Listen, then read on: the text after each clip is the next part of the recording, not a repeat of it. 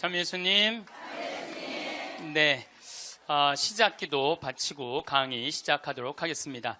성부와 성자와 성령의 이름으로 아멘. 주님께서는 심판자이시고 차별 대우를 하지 않으신다. 그분께서는 가난한 사람을 차별하지 않으시고 부당한 대우를 받은 사람의 기도를 들어주시리라. 그분께서는 고아의 간청을 무시하지 않으시고 과부가 쏟아놓는 하소연을 들어주신다. 과부의 눈물이 그 뺨에 흘러내리고 눈물을 흘리게 한 자를 거슬러 그가 부르짖지 않겠느냐. 영광이 성부와 성자와 성령께 같이 이제와 항상 영원히 아멘. 성부와 성자와 성령의 이름으로 아멘. 아멘. 네, 반갑습니다. 세상에 가장 허망한 약속이 뭐냐면 나중에 뭘 한다는 거예요. 나중에. 제가 여러분들한테 강의 때 이렇게 말씀드렸어요. 여러분들, 여행은 가슴이 떨릴 때 가야지 다리가 떨릴 때 가면 안 됩니다. 기억나세요? 그런데 대개 한 50에서 60 되신 분들이 이때 여행을 가고 싶어. 말대로 여행을 가고 싶은데 지금 애도 교육도 시켜야 되고 결혼도 시켜야 돼. 그러니까 신부님 나중에 간다고. 나중에는 없어요. 가려면 언제 가야 돼? 지금 가야 돼. 지금. 금 중에 제일 소중한 금이 황금도 아니고 소금도 아니고 지금이에요. 지금. 여러분들 중에 이런 분들이 있어요. 오늘 정말로 갈비가 먹고 싶다. 내가 아들을 셋을 키워놨는데 큰아들이 사줄래나 둘째 아들이 사줄래나 막내 아들이 사줄래나 이렇게 생각하는 분은 바보 중에 상바보예요. 왜냐하면은 아들이 무당이야? 막 일하다가 엄마가 지금 갈비 먹고 싶어 하네? 오늘 가서 사드려야 되겠다. 이런 자식 있어요? 없어요? 없어요. 지금 갈비 먹고 싶은 거 누구만 알아? 나만 알아. 이거 누가 사줘야 돼? 내가 사줘야 돼. 누구 돈으로? 내 돈으로. 네. 여러분들이 행복하시고 싶으면은 뭐를 벌어야 되냐면 거지 근성을 벌여야 돼. 거지 근성. 누가 사주기를 바라는, 누가 나를 행복하게 해주기를 바라는 이 거지 근성을 버려야 돼. 먹고 싶은 거 있으면 누가 사 먹어야 돼? 내가 사 먹어. 행복하고 싶으면 누가 행복하면 돼? 내가 행복하면 돼. 언제? 나중에 말고 언제? 지금. 여러분들 지금 어느 교수님이 한 얘기지만은 아이스크림이 있어. 이 아이스크림이 있는데 너무 더워. 그럼 이거 어떻게 해야 돼? 먹어야 돼. 언제 먹어야 돼? 지금 먹어야 돼. 이거 나중에 먹는다고 놔두면은 이거 녹아서 남아있어요? 안 남아있어요?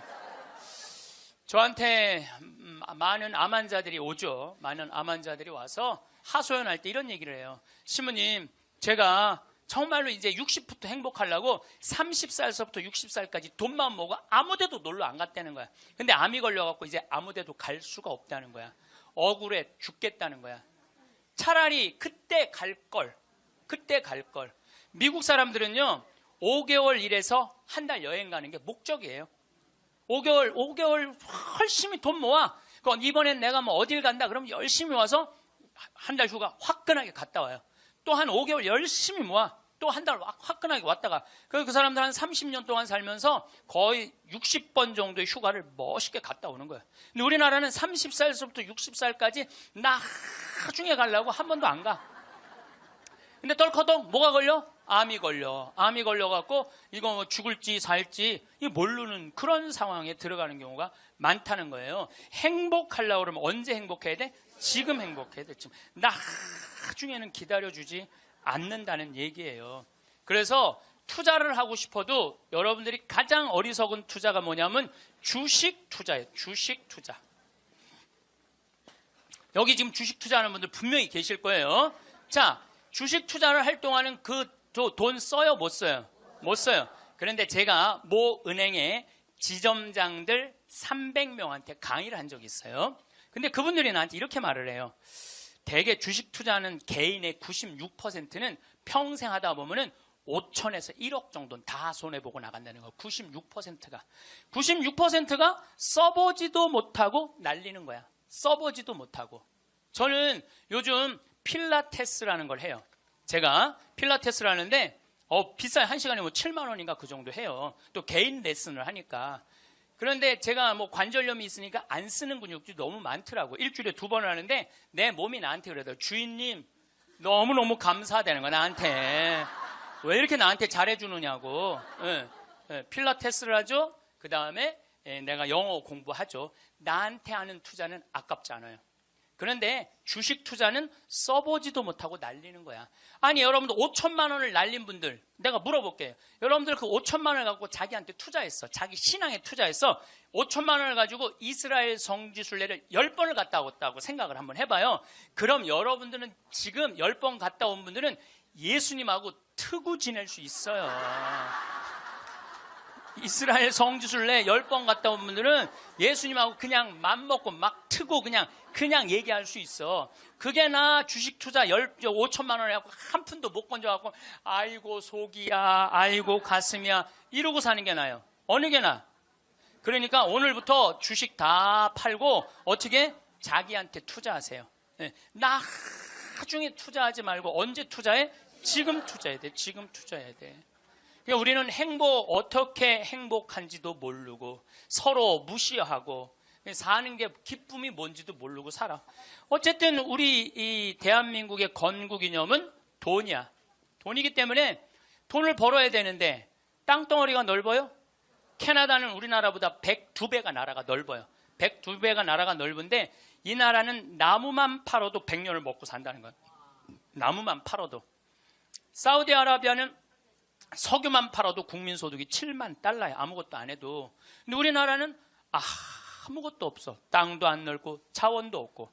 그러니까 우리는 돈을 벌으려면 어떻게 돼? 오로지 믿을 건 뭐 하나밖에 없어? 머리밖에 없어. 그러니까 우리는 돈을 벌으려면 뭐를 해야 되냐면 공부를 해야 돼. 공부. 엄마들이 이렇게 얘기를 합니다. 너 공부해서 훌륭한 사람 돼야 돼. 너 공부해서 너의 재능을 개발해야 돼. 이렇게 말하는 엄마가 없어요. 이놈 새끼야 너 커서 무시 안 당하고 돈 많이 벌려면 공부 열심히 해. 그러니까 우리는 공부를 왜 하냐면 무시 안 당하고 돈 벌으려고 공부하는 거예요. 애가 노래를 너무 잘해. 그럼 엄마가 이렇게 얘기해. 너 그렇게 맨날 배짱이처럼 노래하다가 나중에 커서 굶어 죽어 이놈 새끼야. 공부를 잘해야지. 공부를 국영수를 잘해야 돼. 국영수. 다른 건 노래는 공부가 아니야. 애가 그림을 너무 잘 그려. 너 그렇게 맨날 그림 그리다가 너 그림쟁이들이 나중에 굶어 죽어 이놈의 새끼야. 너 공부를 잘해야지. 공부. 국영수를 잘해. 국영수. 애가 공을 너무 잘 차. 너 이렇게 밤새 돌아다니면서 공 차다. 너 커서 굶어 죽어 이놈의 새끼야. 빨리 들어와서 공부를 해. 그래갖고 뭘 해야 되냐면 국영수를 해야 돼. 그래서 우리나라는요. 학교를 다니면 다닐수록 자기 재능을 죽이는 교육을 하는 거예요.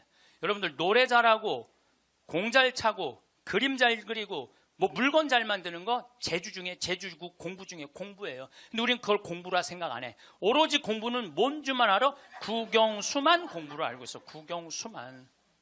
전인지 선수 알죠? 전인지 선수 골프 선수예요. 키가 175cm에 나보다 10cm가 더 커요. 나는 원래 167cm였는데 줄었어. 2cm가 줄었어. 나보다 어쨌든 10cm가 더 커요. 지금 현실적으로는. 그런데 이 전인지 선수가 올해 US 오픈, 일본 오픈, 한국 오픈, 또 한국에서는 5승을 했어요. 그래갖고 올해 21살짜리가 벌은 돈이 20억이 넘어요. 한 해만. 그런데 전인지 선수는 초등학교 5학년 때 우리나라 12,000명 수학 경시대에서 모여갖고 똑똑한 애들 모여갖고 수학 경시대 중에 1등한 애, 대상 받은 애, IQ가 무려 138이에요. 근데 이 아버지는 태권도 선수였던 아버지는 전인지 선수를 공부를 가르치고 싶지 않았어요. 골프를 가르치고 싶었어요.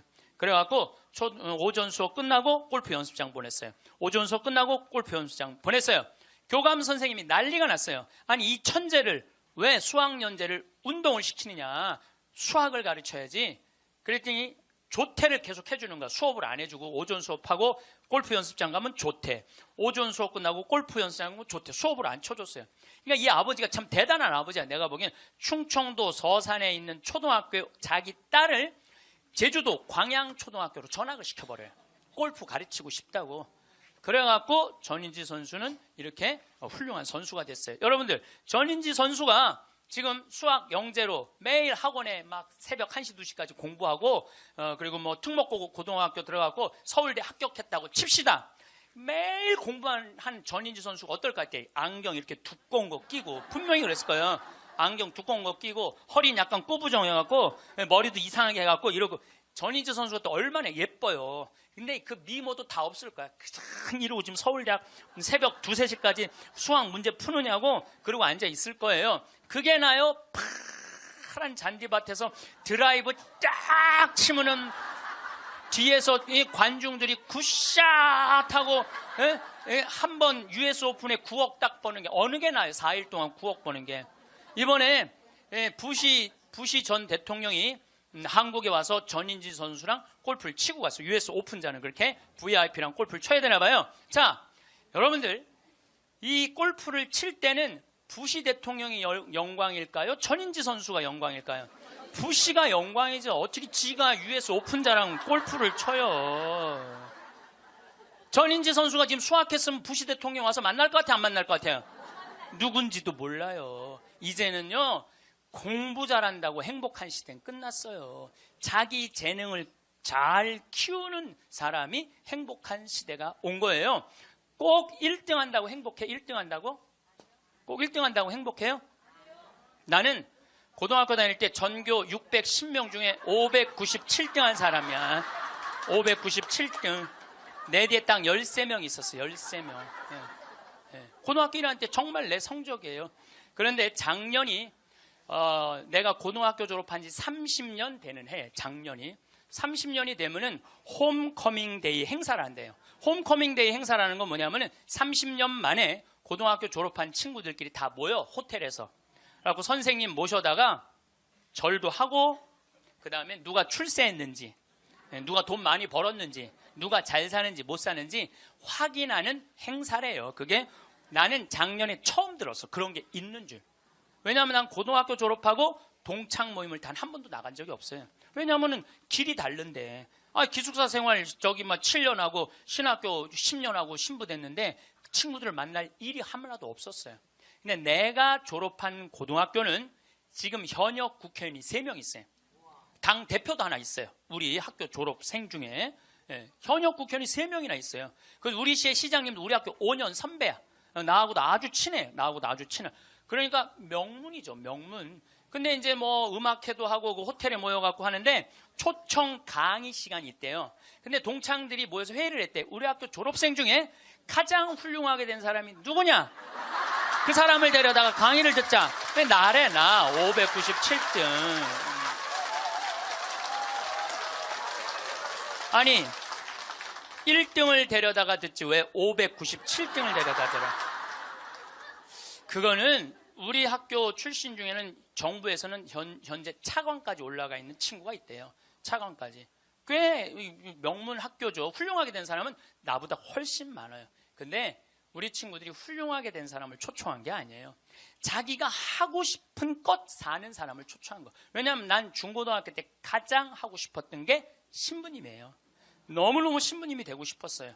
그래서 597등 가지고는 신학교 원서도 못 내는 거. 원서도 어디다가 원서를 내. 그래서 오로지 신학교 가고 싶은 그 욕구에 공부 열심히 했어요. 그래서 고등학교 2학년 때는 전교 25등까지 올라왔어요. 전교 25등. 이것도 진짜고 이것도 진짜예요. 네. 근데 내가 나온 고등학교는 그때만 해도 서울대 연고들 1년에 100명씩 갔어요. 1년에 100명씩. 그렇게 성적이 좋았는데도 나는 서울대 연고대 관심도 없었어요. 오로지 어디만 관심이 있으면 신학교. 내 최고의 목표는 신학교예요. 신학교 합격을 했는데 온 세상을 다 얻은 것 같았어. 온 세상을. 그리고 신학교 7년 동안 정말 행복하게 지냈어요. 아니 먹여주지, 재워주지, 얼마나. 그리고 신경 하나도 안 쓰게 여자도 못 만나게 하지. 얼마나 좋아. 얼마나 행복해요. 그 서품을 받았는데 보좌신부 3년을 했는데 16,000명 본당, 14,000명 본당, 5,000명 본당 보좌신부를 했어요. 근데 우리 천주교 교우들 보좌신부 바라보는 눈이 어떠냐면 하트야, 하트. 얼마나 보자 신부를 사랑해요.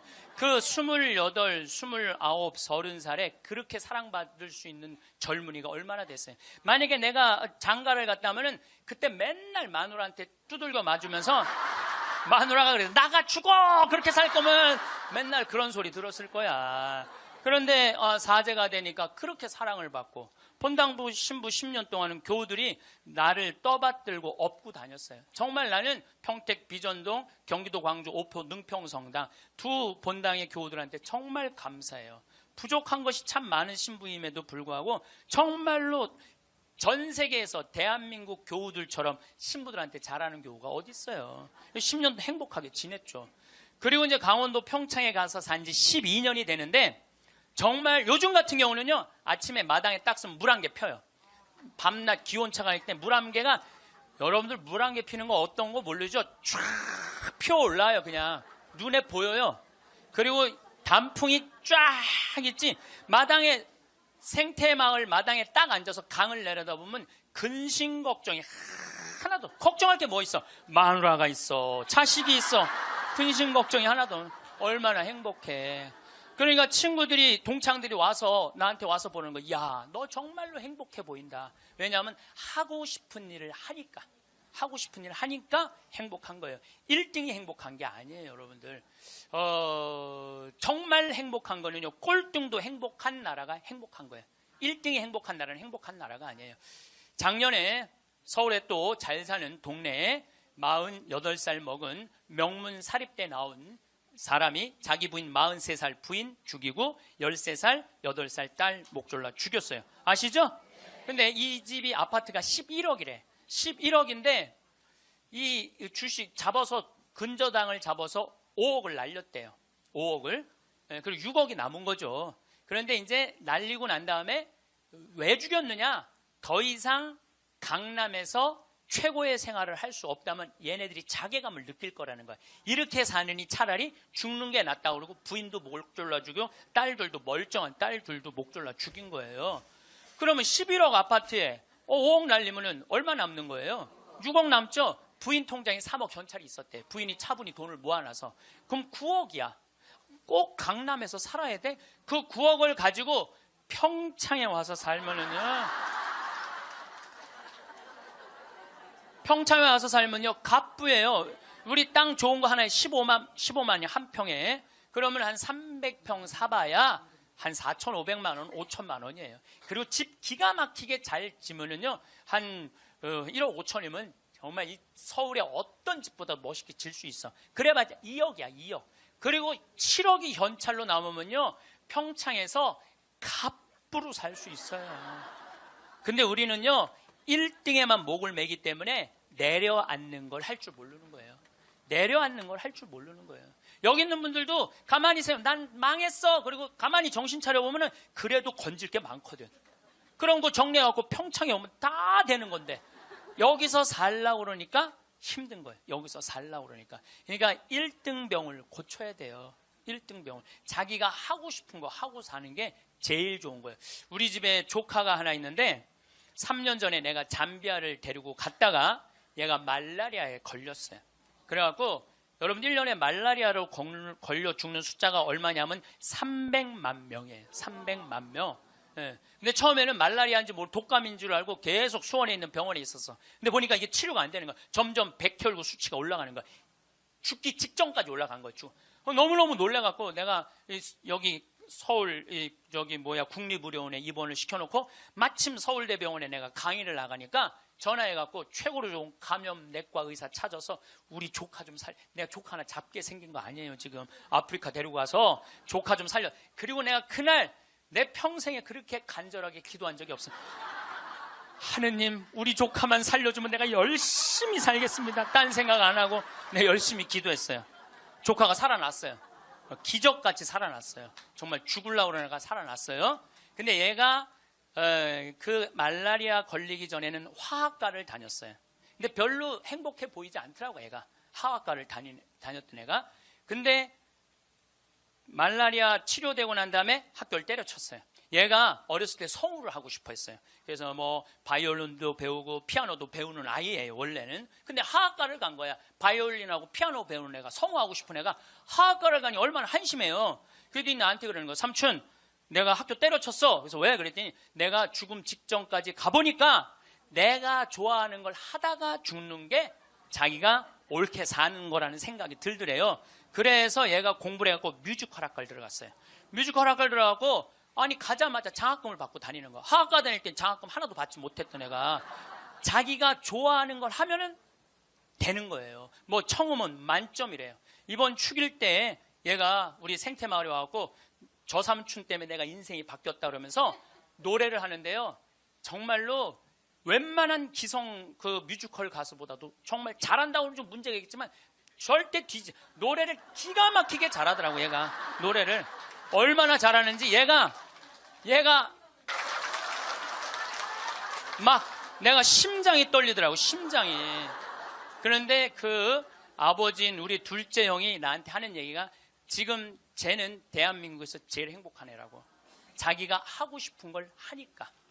그래서 내가 그 아이를 볼 때마다 너무 기특해갖고 이번 주 토요일 날도 노트라듬 그 파리라는 그 뮤지컬을 내가 끊어줬어요. 최고 좋은 좌석에 너 가서 보라고. 그러니까 애가 자기가 하고 싶은 걸 하니까 박수를 쳐주고 싶은 거야. 여러분들도 정말 자녀들을 사랑한다면 여러분들이 좋아하는 국영수를 가르치지 말고 국영수를 가르치지 말고 자녀가 좋아하는 걸 찾아줘야 돼요. 그래서 우리는 1등을 해갖고 어딜 들어가야 돼? 서울대학을 들어가야 돼. 이게 행복 공식이야. 돈을 벌으려면은 공부를 잘해야 되고 공부를 잘해서 1등을 하고 1등을 해갖고 서울대학을 들어가야 돼. 근데 여러분들 우리나라 자살률 최고 높은 학교가 어딘 줄 아세요? 아니에요. 카이스트예요. 카이스트. 카이스트 아이들이 요 3년인가 4년 만에 9명이 자살을 했어요. 9명이 자살을 했어요. 공부 잘한다고 행복한 거 아니에요. 공부 잘한다고 하고 싶은 일을 하는 게 행복한 거예요. 서울대학을 들어가야지 행복하고 인생에 성공했다는 이 대한민국 사람들의 머리를 뜯어 고쳐야 된다는 거예요. 그러니까 대한민국 엄마들은 임신을 하면은 내 뱃속에 생명이 들어왔다는 생각 안 한다니까. 임신을 하는 순간 내 뱃속에 서울대학 C가 들어왔다. C. 이 사람으로 안 보여. C로 보여. C로. 그래갖고 그냥 글자. 근데 요즘 젊은 엄마들은 내가 요즘 또 알아보니까 한글만 안 가르친대요. 아침에 일어나고 애한테 한다는 소리가 Good morning, my baby. How are you today? 영어로 하는데 영어로. 정신이 나간 거죠. 그래갖고 엄마의 태를 10달 만에 열고 나왔어. 세상이 얼마나 멋있어요. 하늘도 예쁘고 단풍도 예쁘고 구름도 예쁘고. 그래갖고 베란다 창문을 통해서 구경 좀 하려고 그랬더니 마음 급한 엄마가 너 지금 그거 볼 시간이 어디 있어. 1살짜리한테 한쪽 창문에 가나다라 마바 차타카타 붙여놓고 반대쪽 창문에는 A, B, C, D 붙여놓고 누워서 모빌이 돌아가는데 기억, 니은, 디귿, 리을이 돌아가는 거예요. 자, 저는 이 이야기를 20년째 하고 있어요. 왜냐하면은 내가 가정방문 다녀보면서 제일 꼴배기 싫은 게 애방에 글자, 숫자, 영어 더덕더덕 붙여놓는 거예요. 그게 애를 위한 일이 아니거든요. 애를 정신을 혼란하게 만드는 거예요. 발도르프 교육이라고 있어요. 독일에서 이 1차 세계대전 끝나고 난 다음에 담배 공장에서 처음으로 한 교육이에요. 이게 가장 인간한테 인권을 존중해주는 교육이래요. 이 발도르프 교육은 유치원 때부터 대학 졸업할 때까지 등수가 없어. 등수가 없어. 누가 1등인지 누가 꼴등인지 몰라. 그리고 이 발도르프 교육에서는 사람을 어떻게 등수로 먹이느냐 이거예요. 사람 어떻게 등수로 평가하느냐 이거예요. 등수가 없어요. 그리고 지금 노르웨이, 핀란드, 덴마크, 네덜란드 다 등수 없어요. 우리나라처럼 1등급부터 15등급, 20등급 나눠놓는 나라가 없다니까요. 참 불행한 거예요. 이건 교육이 아니에요. 교육이. 근데 이 발도르프 교육에서 가장 하지 말아야 되는 거 머리맡에 모빌 달아놓지 말라는 거예요. 애기한테 모빌 달아놓으면 절대 안 된다는 거예요. 생각을 해봐요. 하루 종일 가나다라 갖고 놀고 ABCD 갖고 놀고 1, 2, 3, 4 갖고 놀았어. 너무 피곤해. 그래서 잤어 밤에. 자고 한 8시간 잤어. 오늘 하루를 개운하게 시작해볼까? 눈을 딱 떴는데 기억, 니은, 디귿, 리을이 돌아가. 이게 애들한테 보통 스트레스가 아니라는 거예요. 그런 애들이 커서 다 치약 한 통을 다 짜서 동료 병사들을 먹이는 거예요. 그런 애들이. 그러니까 우리나라 애들은요, 어렸을 때부터 너무 스트레스를 받아갖고 중학교 2학년만 되면 폭발하는 거예요. 그래서 중2병이 나오는 거예요. 부모가 너무너무 괴롭혀갖고. 작년에 부산에서 한 초등학교가 선생님이 2학년인데 22명이 한 반인데 다음 중간고사 볼 때 만점 받는 애부터 밥 먹인다고. 그래서 국어, 수학을 중간고사에 봤대요. 근데 4명이 22명 중에 4명이 만점을 받았대.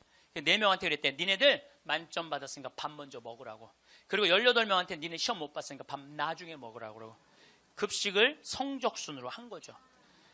이거 애들한테 갑질 가르치는 거예요. 너 공부 잘하니까 뭐도 먼저 먹어도 돼? 밥도 먼저 먹어. 어렸을 때부터 공부를 잘하면 특권을 누리게 가르치는 거예요. 그래서 갑질이 나오는 거예요. 그래서 어렸을 때 공부 잘하면 밥도 먼저 먹어도 돼. 그러니까 얘네들은 항상 먼저 먹었어. 뭐든지.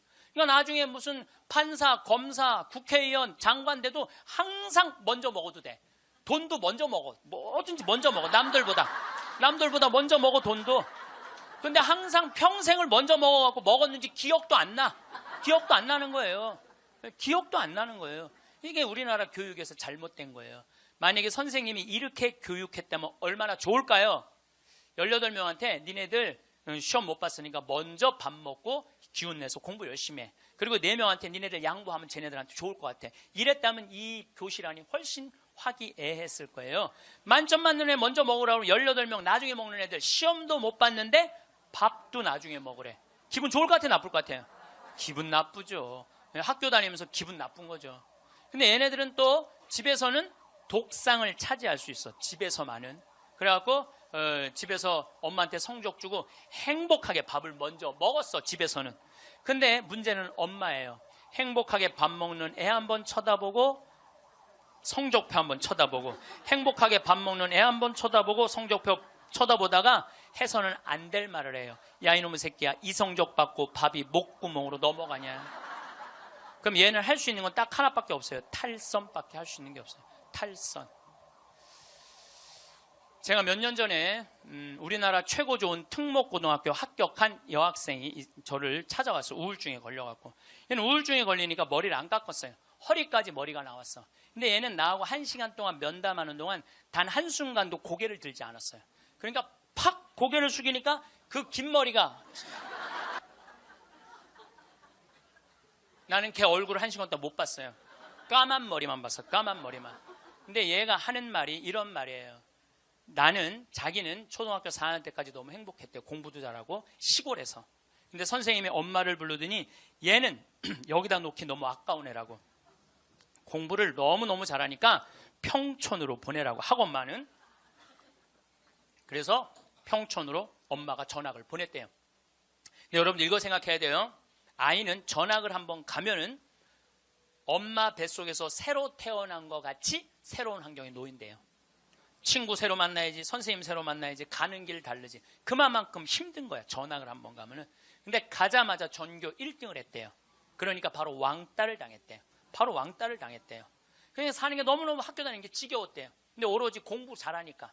거기서 너무너무 공부를 잘하니까 선생님이 엄마를 부르더니 얘는 평촌에 놓기 너무 아깝다고 일산으로 보내라고. 일산으로 갔대요. 중학교 올라가고 일산에서도 공부를 너무 잘한 거야. 그랬더니 선생님이 엄마를 부르더니 얘는 여기다 놓기 너무 아깝다고 강남으로 보내라고.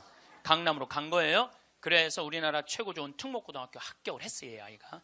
합격을 했는데 우리는 특목고등학교 3월 달에 들어가는 게 아니고 우리 일반 고등학교는 3월에 가잖아요. 특목고등학교 1월 달에 기숙사에 들어간대요.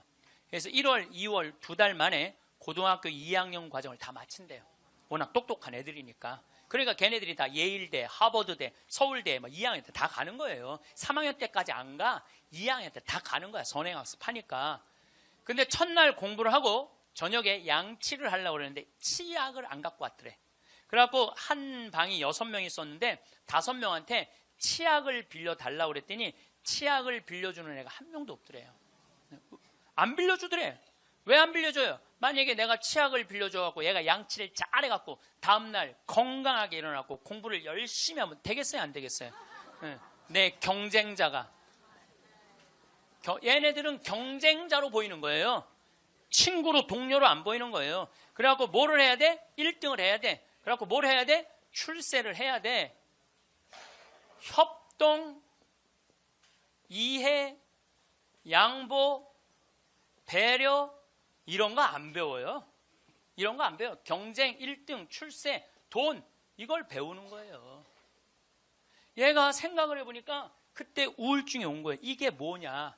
근데 걔가 나한테 정말로 울부짖으면서 한 얘기가 있어요. 신부님, 나는 내 인생을 돌아봐서 16년 동안 즐거웠던 추억이 하나도 없어요. 공부한 거 외에는 생각나는 게 하나도 없다는 거예요. 토요일 날 일요일 학원만 다녔지 어디 놀러 가봤던 적도 없다는 거예요. 그러니까 추억이 하나도 없는 애들이 툭 먹고 가는 거예요. 그리고 그중에 진짜 4당 오락 4시간 자면은 합격, 5시간 자면은 떨어져. 그러니까 4시간밖에 안 자고 공부만 하는 애들이 서울대학 가는 거예요. 그중에 정말 도서관에서 머리통이 터져라 공부하는 애들이 사법고시, 행정고시 보는 거예요. 그리고 그중에 진짜 똑똑하고 출세 욕구 있는 애들이 국회의원이 돼갖고 지금 대한민국을 통치하고 있는 거예요. 여러분들 대한민국 요즘 국회 보면 맨날 서로 협동하고 이해하고 양보하고 배려해요? 맨날 머리통이 터지게 싸우지 않아요? 대한민국 국회의원은 누가 만들어낸 거냐면 여러분들이 만들어낸 거예요. 대한민국 모든 사람들이 만들어낸 거예요. 대한민국 국회는 대한민국 교육의 결정체예요. 만약에 대한민국 교육이 협동하고 이해하고 양보하고 배려하는 걸로 가르쳤다면 우리나라 국회의원들 서로 항상 서로 여야가 합의 보고 협동하고 양보하고 그렇게 나갔을 거야. 근데 초등학교 때부터 그렇게 배운 적이 없어. 경쟁하고 1등하고 출세하고 자기 잘난 것만 배웠어. 그러니까 지금 국회가 저러고 있는 거예요.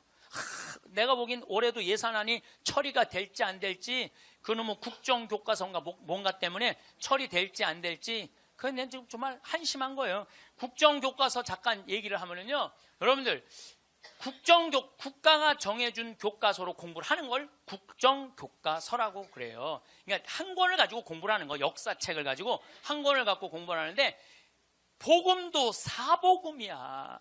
마테오, 마르코, 루카, 요한이야. 예수님을 이렇게 서술하는 것도 4가지 관점에서 서술을 하는 거예요. 내가 만약에 마테오 복음만 읽었다면요, 나는 이방인이 바라보는 예수님은 이해하지 못했을 거예요. 그 다음에 요한복음을 내가 공부를 안 했다면은 예수님의 영적인 세계를 알지 못했을 거예요. 루카복음을 이해하지 않았다면 예수님이 사람을 어떻게 사랑하는지 몰랐을 거야. 마테오복음만 읽었다면 구원에 관련된 유대인의 사고만 배웠겠지. 그러니까 국정교과서 내용이 뭐가 담기는 게 그게 중요한 게 아니야. 한 가지만 가르치는 게 가장 무서운 거야. 한 가지만. 사람은요, 여기서부터 부산까지 경부고속도로만 가야 돼. 니네들 죽으나 사나? 아니 나같이 평창에 있는 놈은 경부고속도로 가려면 여기 수원까지 와서 타고 내려가야 되잖아요. 우리는 중앙고속도로 내려가면 바로인데. 그렇잖아요. 서울서부터 부산까지 가는 건 경부고속도로만 가면 갈 수 있는 길이 얼마든지 있는데 국정교과서, 국가에서 정해주는 것만 애들 배우라는 거예요. 그러니까 이게 답답한 거예요. 그러니까 타협, 양보, 이해, 배려가 생기지가 않는 거예요. 그게 내용이 뭐가 담기는 건 난 모르겠어. 내용이. 그렇지만은 이 자유를 박탈하는 거예요. 자유를. 그러니까 우리나라 아이들은 경쟁 1등 출세, 무슨 교육부 장관인가 뭐 하는 분이 왜 한 가지 애들이 답이 헷갈리면 어떻게 하냐 그래. 답이 헷갈리면. 이게 지금 내가 평화방송 강의하면서 할 얘기는 아니지만은 답이 어딨어.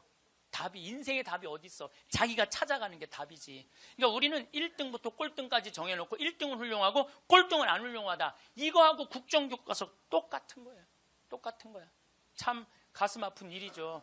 핀란드 유치원하고 우리나라 유치원하고 자전거를 한 대 갖다 놓고 어린이집 놀이터에 이 자전거를 갖고 정말로 얘네들이 잘 노나 실험을 했어요. 근데 핀란드에는 20명이 있는데 한 명이 막 타고 노는데 다른 애가 아무도 안 건드려. 그래서 얘는 또 타고 놀더니 제자리에 갖다 놔. 다음 애가 또 타고 놀아. 그 다음 애가 또 타고 놀아. 그래갖고 20명이 1시간 내에 다 타고 놀았대요. 그런데 우리나라에는 딱 20명이 그 자전거, 새 자전거를 보더니 20명이 매달려갖고 네가 먼저 타내는 내가 먼저 타내는 싸워갖고 1시간 동안 한 명도 못 탔다는 거예요. 자, 여러분들 이게 EBS에서 5년 전에 한 실험이에요. EBS에서 5년 전에 한 실험이에요. 똑같은 자전거를 놓고 핀란드 애들은 다 타고 놀았는데 똑같은 자전거를 놓고 우리나라 애들은 한 명도 못 탔어요. 우리나라엔 지금 먹을 재산이 너무너무 많아. 나눌 게 너무너무 많아. 그런데 아무도 못 가죠. 너도 못 갔고 나도 못 갔고. 하늘에서 붕 떠 있어. 천국은 나누느냐 나누지 않느냐로 결정돼요. 천국과 지옥은. 여러분들, 이 하느님이, 제가 늘 말씀드리잖아요. 하느님이 째째한 분이 아니에요. 천당, 지옥 다 먹을 거 상다리가 부러지게 차려놔. 너무 많이 차려놓으니까 상이 너무 커. 그러니까 젓가락이 저기까지 먹어야 되니까 우리 팔 2배만 해. 전부 다 젓가락이. 천국에 가보니까 살이 다 통통 쪘어. 왜 쪄? 이걸 찝어갖고 저쪽에 있는 애한테 너도 한번 먹어봐. 너도 한번 먹어봐. 너도 한번 먹어. 서로 먹여주는데, 지옥은 자기 팔보다 2배 긴 젓가락을 쥐고 저만 먹으려고. 이 자전거하고 이거하고 똑같은 거예요. 우리나라도 지금 똑같아요. 우리나라 정말 돈이 많은 나라인데 다 여유가 생겼는데 아직도 자기 입에만 집어넣으려고 그래. 자기 입에만 집어넣으려고 그러는 거야. 그러니까 협동, 이해, 양보, 배려가요, 미래 세계는 성공할 수 있는 길이에요. 경쟁, 1등, 출세가 성공의 길이 아니에요. 빌 게이츠가 며칠 전에 얘기했잖아요. 미래 세계는 나누는 나라가 경쟁이 있는 나라라고. 나누는 나라가 경쟁이 있는 나라라고. 제가 1년에 도로를 9만 킬로를 다녀요. 내 차로 9만 킬로. 택시 기사들이 1년에 얼마를 뛰느냐면 4만 5천 킬로를 뛰어요. 근데 나는 9만 킬로를, 나는 택시를 했어도 택시 기사들보다 2배 돈을 더 벌었을 거야. 9만 킬로를 뛰니까. 그러니까 하루 중에 보통 도로에서 6시간 정도 있어요. 근데 매일 그렇게 있어요. 그러니까 도로에서 벌어지는 일은 세상 어느 누구보다도 내가 많이 알아요. 오늘도 영동고속도로로 나왔는데 영동고속도로가 4차선이야. 4차선이면은 1차선은 추월차선이에요. 추월차선. 추월하면 들어가 줘야 돼요. 추월하면 들어가 줘야 되고, 추월하면 들어가 줘야 돼요. 왜냐하면 뒤에 바쁜 차들 가라고. 내가 이탈리아를 가보니까 이탈리아는요, 1차선이 보통 130에서 140으로 달려요. 추월하는 차들이니까 쫙쫙. 그리고 만약에 100km로 달리는 차들이 있으면은 막 뒤에서 상향등을 막 켜요. 비키라고. 그러면은 막 달리다가도 뒤에서 막 상향등을 켜잖아요. 내가 지금 천천히 가나 바로 빠져줘요. 내가 그걸 보고, 내가 촌놈 유럽 여행기 그 책에도 썼지만은 너무 신기한 거야. 그냥 쉑쉑 가는 거예요. 그리고 바로바로 비켜주고. 너무 신기하더라고요. 근데 우리나라는요, 1차선에서 시속 95km로 앞에는 3km가 뻥 뚫려 있어. 그래도 단 한 번도 차선 안 바꿔요. 자기 때문에 뒤에 1km가 꽉 막혀 있는데도 한 번도 차선 안 바꿔요. 오로지 1차선으로만 가. 왜 그런 줄 알아? 우리는 1등에 한이 맺혀갖고 도로도 1차선으로 1등에 한이 맺혀 도로도 1차선으로 가야 돼. 우리는. 4차선으로 가면은 내가 꼴등하는 기분이 들어요. 4차선. 그래서 여러분들 한번 보세요. 우리나라 이제 4차선 도로를 가보시면은요, 4차선이 텅텅 비일 때가 대부분이에요. 1차선은 꽉 차도. 죽으나 사나 1차선이야. 그러니까 너무 열받으니까 쫓아가고 야구 방망이로 앞에 앞유리를 깨고 3단봉으로 내리치고 비비총으로 쏘고 서로 양보를 못하는 거예요. 자존심이 상하는 거예요. 아니, 자기가 좀 늦으면 2차선으로 가든 3차선으로 가든 4차선으로 가는데 우리는 이게 안 되는 거예요. 그리고 방향 지시등을 켜주는 건 예의야. 뒷사람에 대한 예의야. 그런데 10대 중에 방향 지시등을 켜주는 차들은 3대 내지 4대밖에 안 돼요. 그냥 들어가고 싶으면 들어가고 나가고 싶으면 나가고 자기 하고 싶은 대로 하는 거예요. 서로에 대한 예의가 안 갖춰져 있으니까 매일매일 폭력적인 일이 벌어지는 거예요. 가장 기본적인 걸 안 가르치는 거죠. 가장. 근데 지난번에는 뭐 서울에서 강의가 있어갖고 나오는데 2000쯤 나왔는데 뒤에 앰뷸런스가 내가 봐도 무지하게 급한 것 같아. 달려오는 게 막 상향등에 비상 깜빡이에 뭐 삐우삐우에 정신이 하나도 없는 거예요. 그런데 내가 딱 자리를 비켜줬는데 앞에 10대 중에 내가 쉬어봤어요. 몇 대가 비키나? 딱 3대 비키는 거야. 나머지 7대는 그냥 가는 거야. 그러니까 너무너무 급하니까 지가 막 2차선, 3차선을 막 가더라고요. 그 앰뷸런스가. 그만큼 남에 대한 배려가 없는 거예요. 내가 아니 왜 저 바쁜 차로면 딱 비켜. 미국이나 캐나다는요, 앰뷸런스나 경찰차가 소방관차가 딱 하잖아요. 모든 차는 양쪽 쫙 갈라져요. 그리고 아예 서버려. 그 차 가라고. 그게 기본적인 배려예요, 배려. 근데 우리는 왜 안 비키냐 그랬더니 그런 심리가 있대요. 저 안에 아무도 없을 거야. 지가 바빠서 저거 키고 가는 걸 거야. 이런 심리가 있대요. 참 얼마나 우리가 지금 기본이 안 돼 있는 이게 지금 우리의 문화 안에 있는지 몰라요. 지난 1월 달에 제가 괌에 강의를 갔어요. 괌에 강의를 갔는데 저녁에 나하고 같이 간 신부님이 시내 구경 나가자고 해서 나갔어요. 근데 건널목을 건너려고 그랬는데 두 걸음을 걷는데 빨간불이 딱 켜졌어. 어떻게 뒤로 딱 물러났죠. 뒤로 물러났더니 그 앞에 있는 차가 나보고 웃으면서 가라는 거예요. 네가 가던 길이니까 가라는 거예요. 뒷차들이 쫙 서 있는데 나는 빨간불이고 자기는 파란불인데 나보고 가라는 거야. 항상 선진국에 가보면은요, 누가 우선이냐면 사람이 우선이에요. 사람이 건너겠다면 차는 자기가 파란불이라도 서요. 그리고 신호 없는 데는 당연히 자기가 알아서 서요. 내가 또 보고 배운 게 많으니까 난 기사가 있으니까 보통 70 먹은 아줌마가 길을 건너려고 그러면 뒤로 돌아다 보잖아. 2차선에서 2개 차선 여기 막 이면 도로 주택가에. 그럼 내가 그래요. 저분 길 건너려고 그런다. 서라. 1년 동안 그냥 가는 거예요. 핸대는 소리가 차 조심해야지 왜 내가 조심하느냐고. 그러니까 사람이 차 조심을 해야 돼. 차가 사람을 조심해야 되는데 우리는 사람이 차를 조심해야 돼. 하도 내가 잔소리를 하니까 요즘은 서요. 딱 우리가 서갖고 웃으면서 가라고. 그럼 70 먹은 아줌마가 느닷없이 우리가 쓰잖아요. 웃으면서 가라고 그러잖아요. 그럼 70 먹은 아줌마가 우리 차를 보고 표정이 이런 표정이야. 진짜 가도 돼? 이런 표정이야. 진짜 가도 돼? 이런 표정. 그래서 우리가 웃으면서 진짜 가도 돼요. 예. 그럼 그때서 웃으면서 건너가요. 그러니까 자기를 위해서 차가 서준다는 건 상상을 못하는 거죠. 자기를 위해서 차가 서준다는 거는. 제가 지난번에 원주 국토관리청에서 강의가 있었어요. 원주 국토관리청에서 강의가 가깝잖아요. 내가 운전하고 나갔어요. 운전하고 나갔는데 치악체육관에서 강의 끝나고 돌아오는데 치악체육관에서 가는데 도로 한가운데 젊은이가 라켓 2개를 뒤에다가 메고 가운데 갇힌 거야. 걔네들이 갇혀있는데 차들이 싱싱 달리더라고. 건널목 한가운데 갇혀있는데. 그래서 내가 차를 딱 세웠어요. 내가 쓰니까 뒷차들도 다 섰죠. 한 개 차선이니까 다 서갖고 내가 쓰면서 웃으면서 건너가라고.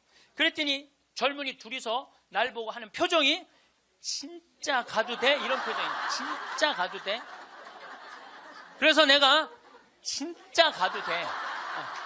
그랬더니 얘네들이 이 산더미만한 애들이 딱 건너가다가 갑자기 내 차로 몸을 돌리더니 90도 인사를 하고 가는 거예요. 걔네들 기분 좋게 건너가고 나 기분 좋은데 걸리는 시간이 3초밖에 안 걸렸어요. 3초. 근데 우리는 그 3초를 내놓지 못하는 거예요. 사람을 무시하는 거죠. 사람을 존중해 주는 게 아니라 사람을 무시하는 거예요. 제가 영어학원 다닌다고 이제 영어학원을 다니는데 이제 지하에다 주차를 해놓고 이제 올라와요.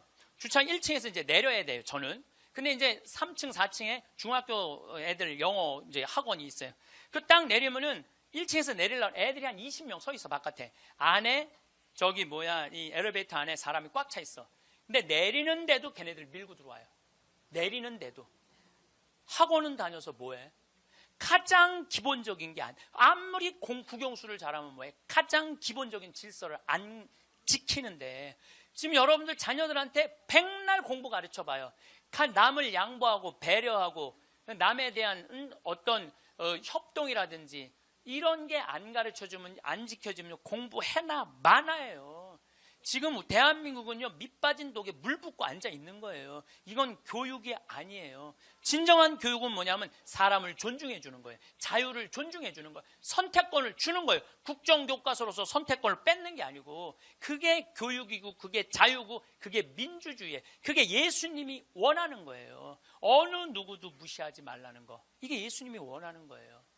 여러분들도 우리 삶 안에서 내가 얼마나 사람을 존중하고 사람을 배려하나 좀 생각을 해봐야 될 것 같아. 근데 이게 하루아침에 생긴 게 아니야. 하루아침에 사람을 무시하는 게 생긴 게 아니라니까. 조선 500년 내내 사람을 무시하는 문화가 돼 있어요. 누가 조선이 선비의 나라라고 그래. 선비는 10%밖에 안 됐어요. 90%는 평민이고 노비야. 90%는 온데간데 없고 조선이 선비의 나라라고. 그 10%만 위한 나라야. 부자만을 위한 나라일 수가 있다는 거죠. 조선 500년에 대한 이야기는 다음 시간에 이야기하도록 하겠습니다. 마침 기도 바치겠습니다.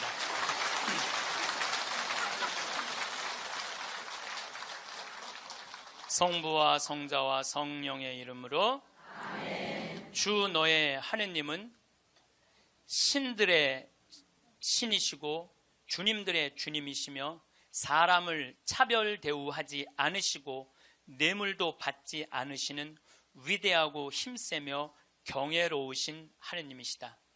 또한 그분은 고아와 과부의 권리를 되찾아 주시고 이방인을 사랑하시어 그에게 음식과 옷을 주시는 분이시다.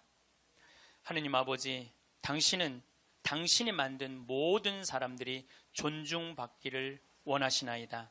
우리 그리스도인들이 우리 주위에 부족한 이들을, 조금은 모자라는 이들을 존중해주고 채워줄 수 있는 그런 그리스도인 되기를 저희에게 은총 내려주소서.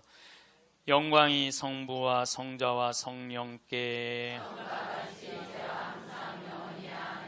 성부와 성자와 성령의 이름으로 아멘. 감사합니다. 성부와 성자와 성령의 이름으로 아멘. 하느님, 제가 업무의 부름을 받을 때에는 아무리 강력한 화염 속에서도 한 생명을 구할 수 있는 힘을 저에게 주소서. 너무 늦기 전에 어린아이를 감싸 안을 수 있게 하시고 공포에 떨고 있는 노인을 구하게 하소서. 저에게는 언제나 안전을 기할 수 있게 하시어 아무리 강렬한 화염 속에서도 한 생명을 구할 수 있는 힘을 저에게 주소서.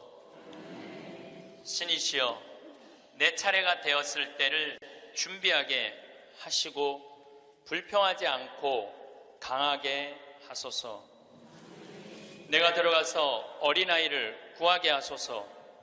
나를 일찍 거두어 가시더라도 헛되지 않게, 그리고 그가 내민 손을 잡게 하소서. 영광이 성부와 성자와 성령께, 성부와 성자와 성령의 이름으로.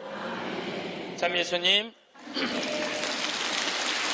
제가 방금 드린 기도는 어느 소방관의 기도입니다. 우리 생명을 책임지는 소방관들이 얼마나 애절하게 자기의 목숨을 바쳐서 사람들을 살리고 있는지 이 기도문을 읽으면서 많은 생각을 하게 됐습니다. 우리는 직업에 귀천이 없다고 이야기합니다. 그런데 제가 소방관들의 삶을 조금 들여다보니까 직업에 귀천이 있더라고요. 우리 한국 사회에서는 이번 여름에 알래스카 강의를 갔었는데 마침 소방관 팀장, 거기는 캡틴이라고 부르는데 팀장 집에 머무르게 됐어요. 그래서 너무 궁금하잖아요. 특별한 직업을 가진 분이니까. 그리고 미국에서 인기 직업 1위는 소방관이에요. 그래서 제가 물어봤어요. 보통 소방관 처음 되면은 월급을 얼마를 받느냐? 그랬더니 한 4천만 원 정도 받는데요. 연봉이. 그리고 1년 반 훈련이 끝나갖고 정식 소방관이 되면은 6,500만 원 정도를 받는데요. 근데 우리나라 소방관은 정식적으로 소방관 합격을 해갖고 임명을 받으면은 첫 월급이 얼마냐면은 140만 원이에요. 사람의 생명을 이렇게 건지는 소방관들이 연봉이 이런 거 저런 거 다 따져서 한 2,500, 많을 때는 3천만 원밖에 되지 않습니다. 우리 그 캡틴이라는 분은 은퇴를 하고 리타이어를 하고 다시 소방관으로 다시 재취직을 해갖고 미국은 그런 경우가 참 많아요. 일단 한번 은퇴하고 다시 그 자리로 가서 일하는 경우가 많아요. 그래서 그러면은 당신은 연봉이 얼마가 되냐 그러니까 저는 좀 많죠 그러더라고요. 그래서 얼마가 되느냐 그랬더니 한 1억 5천만 원 정도 됩니다 그러더라고요. 그러니까 미국에 가보면은요, 소방관 월급이 팀장, 캡틴 정도 되면은 1억 5천만 원 정도 돼요. 그리고 뉴욕 경찰, 뉴욕에 강의 갔을 때 내가 그런 거 궁금해 하잖아요. 얼마나 받나. 뉴욕 경찰은 연봉이 얼마냐 그러니까 뉴욕 경찰들은 경위 정도만 되면은, 경사 정도만 되면은 1억이 넘어간대요. 1억이. 그러니까 미국은 소방관, 경찰관, 군인들이 보통 한 5년 정도만 근무를 하면 1억이 넘어가요. 1억이. 제가 잠비아에 봉사활동 이렇게 갔을 때 나하고 같이 일을 하는 수녀님이 20년 전에 독일에서 유학을 했는데 장애시설, 복지학과 유학을 해갖고 장애시설에 많이 다녔대요. 근데 그 장애시설에 심리학과 여자 교수가 있었는데 퇴근할 때 보니까 그 운전기사랑 퇴근을 하더래요. 그래서 어떻게 운전기사랑 퇴근을 맨날 하느냐고, 저 사람 내 남편이라고. 심리학 교수면은 20년 전만 해도 우리 지금도 심리학 쪽 공부를 했다 그러면은 사회적으로 최고의 직종인데, 아니 당신은 교수고 심리학 교수고 의사인데도 이렇게 대단한데 어떻게 저렇게 남편이 운전기사인데 창피하지 않느냐고. 아무 문제 없다고. 우리 남편은 저 운전하는 걸 너무너무 좋아한다고. 그러니까 이 사람들은 자기가 교수고 남편이 운전기사라도 그 운전기사라는 것 자체가 하나도 안 창피한 거예요. 근데 우리나라 만약에 아내가 대학 교수인데 남편이 노란 학원차 운전하고 다니면은 창피할 것 같아요? 안 창피할 것 같아요? 우리 뭐라 그럴까? 당신 관도 그냥 내 얼굴로 그냥 살아. 아마 분명히 그럴 거예요. 우리나라는요, 머릿속에 직업에 귀천이 있는 나라예요. 그래갖고 수녀님이 너무 놀래니까 거기서 한 가지 더 내가 너무 놀래니까 수녀님이 더 놀라운 일이 있다고. 우리 장애시설에 청소하는 아줌마가 있었대요. 맨날 와서 창문 닦고 아주 즐겁게 노래도 하고. 근데 하루는 동양 수녀님이니까 수녀님 우리 집에 초대하고 싶다고. 그래서 그 청소하는 아줌마 집에 갔대요. 갔는데 집이 대궐처럼 으리으리하더래요. 근데 딱 나오는데 그 집 청소하는 아줌마가 이런 대궐집에 청소하는 그 뒷방에 있나? 갔는데 그 청소하는 아줌마가 알아볼 수 없을 만큼 귀 부인의 옷을 입고 딱 나오더래요. 수녀님 너무 놀래갖고 어떻게 된 거냐고 그랬더니 나는 사실은 내 남편이 철도 청장이라고, 이 독일의 철도 청장인데 나는 청소하는 게 너무너무 즐거워서 내가 청소하러 가는 거라고. 그러니까 자기 남편이 철도 청장이라도 자기가 청소하는 게 하나도 안 창피한 거예요.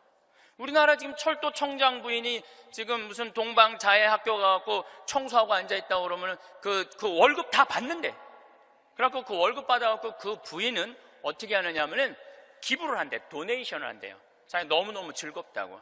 그러니까 직업에 귀천이 없어요. 우리 알래스카에서 내가 한 일주일 동안 그 집에서 지냈는데 이 캡틴은 요트가 있어요. 집에 요트. 그리고 그 캠핑카 있죠? 차 안에 침대도 있고 음식도 해 먹을 수 있는 캠핑카도 있고. 그래서 나하고 동갑이에요. 또 그 친구가 신부님 여행 가자고 그래서 정말로 요트도 타보고 캠핑카도 타보고 우리나라의 소방장 정도, 팀장 정도인데 그렇게 행복하게 잘 살고 있더라고요.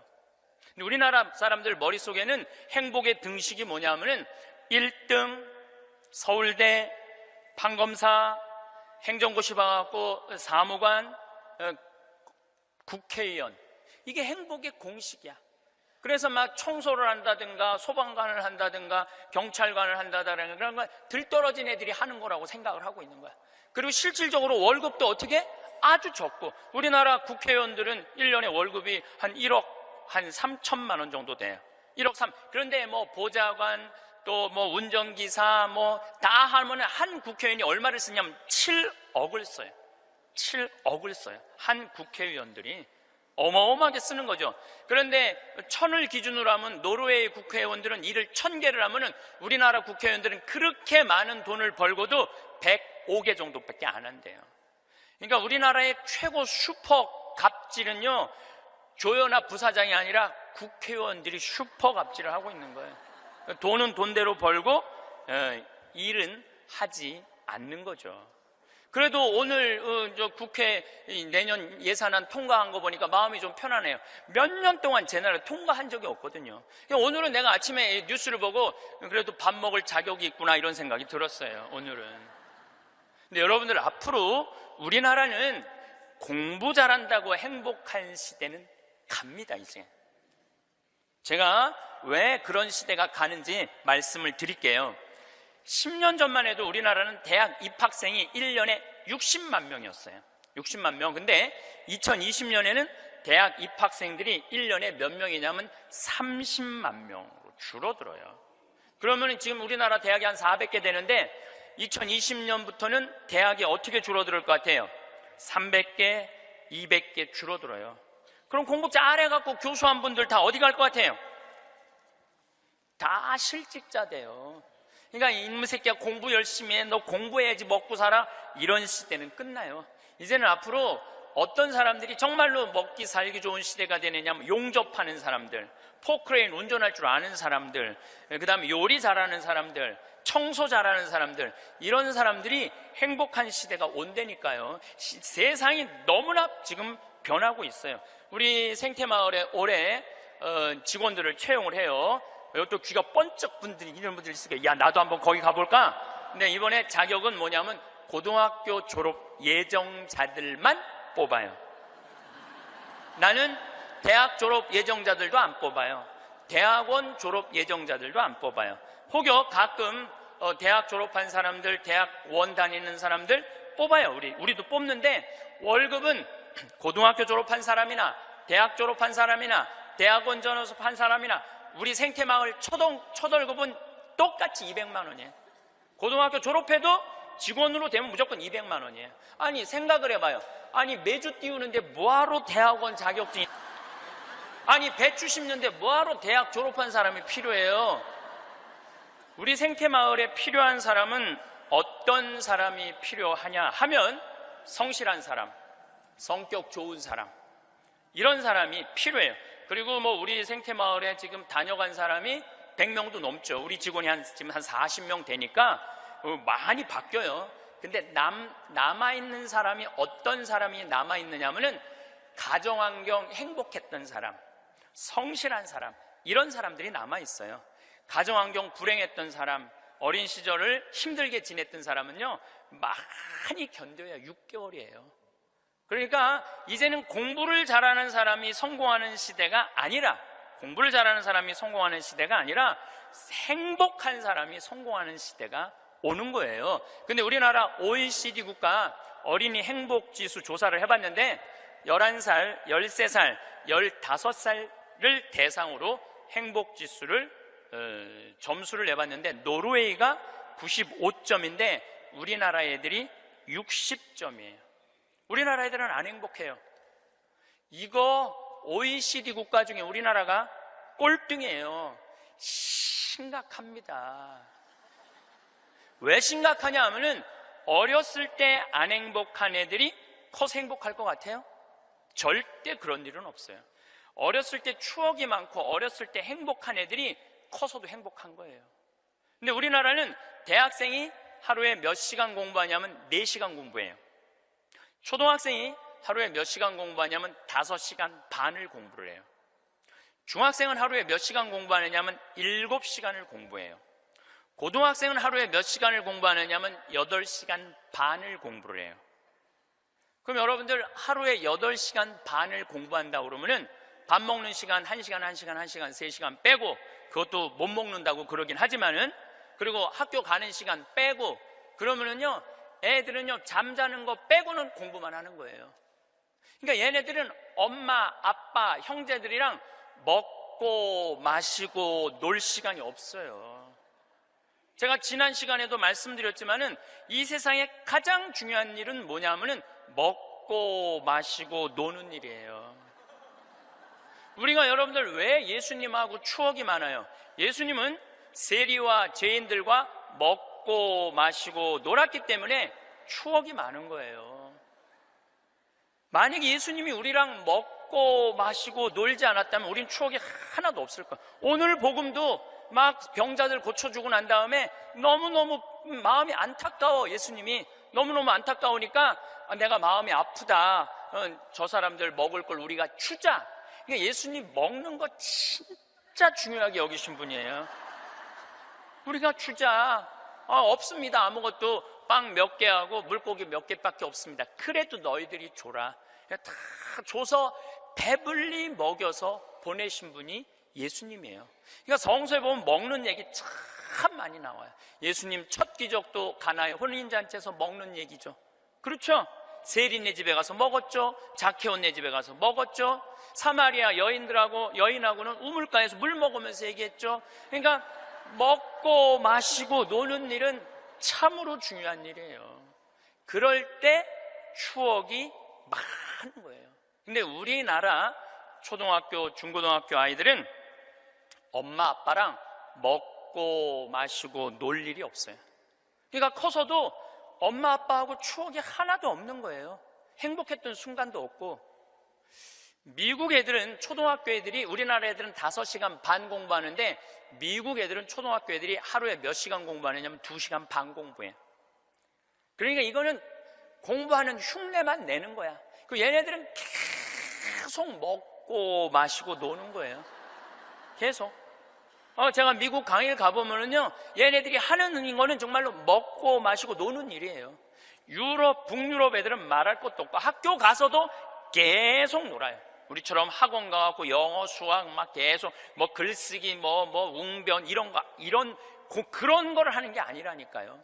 그런데 놀랍게도 핀란드 고등학생은 하루에 4시간 공부하는데 우리나라 애들은 하루에 8시간 반을 공부를 해요.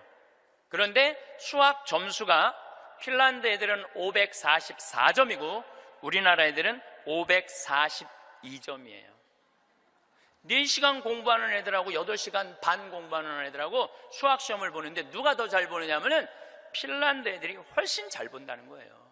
이게 무슨 얘기냐면 여러분들이 자녀들 학원 보내는 거 다 쓸데없는 데다 보내고 있는 거예요. 그 시간에 애들이 학원 가서 뭐 할 것 같아요? 휴대폰 갖고요, 게임하고 친구들하고 노는 거예요. 그 시간에 애들 학원 가 있다고 여러분들이 그걸 교육이라고 생각하는 이 대한민국이 불행한 거죠. 그 시간에 엄마 아빠랑 맛있는 음식 만들어 먹고 손잡고 소풍 다니고 눈 바라보고 같이 놀았다면은 걔네들은 건강하게 살았을 거예요. 근데 엄마 아빠하고 그랬던 적이 하나도 없어. 여러분들 사람이 커서요, 어렸을 때 가장 기억에 많이 남는 게 뭔지 아세요?